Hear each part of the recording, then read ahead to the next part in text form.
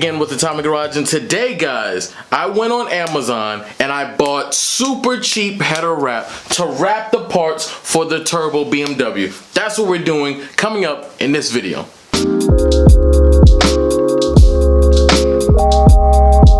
So yes guys, as you can see here, I use this VHT paint that you can pick up at any Advanced Auto, AutoZone, O'Reilly Auto Parts, probably even Napa as well. Some flame-proof, very high temp paint, and it goes from 1300 to 2000 degrees Fahrenheit. So that seems very good. Now, I'll be honest guys, I've gotten mixed reviews on this VHT paint. Some people say it's great, other people say even after you bake it as you're supposed to bake it, it doesn't do anything. I don't know. We're going to test all of that out today. But I know what you're asking, guys. You're saying, why, Adam? Why did you flame-proof paint it and then you're going to turn around and header wrap it? Like that doesn't make any sense. Well, the answer is quite simple. I am header wrapping certain parts, not the entire thing. Like the manifold, I will not be turbo wrapping. Mainly because there's not a whole lot of clearance to get the bolts in there, and header wrap will also make that a whole lot harder. But the up pipe, that is one thing that I definitely want to have wrapped because I have a wiring harness that's still somewhere in the vicinity of it, and also it's going to be still in close proximity to the hood, and I don't want to give excessive heat to the hood more than factory usually allows, as it were. And also we've got the up pipe as well, which I believe would look good header wrapped. Now, one thing that you guys don't see that I have, because I do have the stainless steel cable ties, and I've also got the locking tie tool. One thing I did not get was the spray to actually make this header wrap stay black. So it will dull out, it will fade out, it will get ashy. We'll handle that when that comes up. But for the most part, we want to make sure that we wrap it. And honestly guys, this is my first time trying to header wrap something. So this is going to be interesting. I assume I need to dump this whole thing in some water, let it soak, and then we're going to start wrapping this part and this part. So let's get to it. So guys, I got my handy dandy gloves on so that this stuff doesn't itch me to death and kill me. We're gonna pull this out, we're gonna dump it in the water that you don't see, and then we're gonna start going ahead and trying to wrap these two parts. These are the main two parts. So before you seen it last, I still needed to weld everything up. So everything now is completely done. Got my O2 bung / wideband bung, and it's not perfect coverage, right? It's not, I wasn't trying to get perfect coverage, but the main reason for me to use that VHT paint was for like the flanges. The flanges I didn't want to rust away. I wanted those to still be nice and black. They don't get corroded and get that ugly, disgusting look. Not trying to build a perfect car, but something that'll look just a little bit better. Also, this has been completely welded up as well. If you see here, that's where this bung used to be, but I bought another bung. I cut that out and I said, hey, there's no reason for me to get a whole nother pipe and build this whole thing all over again. All I did was throw a washer there and weld it up. Little sloppy, but you know what? Sue me, it does the job. Anyway, and you won't see it because it's behind the header wrap, so that's one thing. So let's go ahead and get started on trying to wrap this bad boy.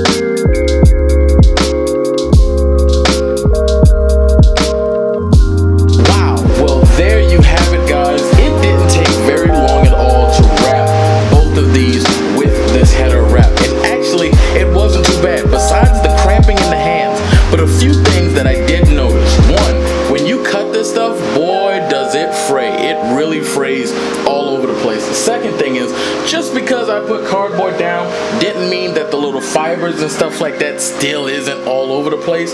So when I rest my elbow, man, it started to tear me up. So make sure you wear some long sleeves or something like that. Not only that, but this is a 50-foot roll.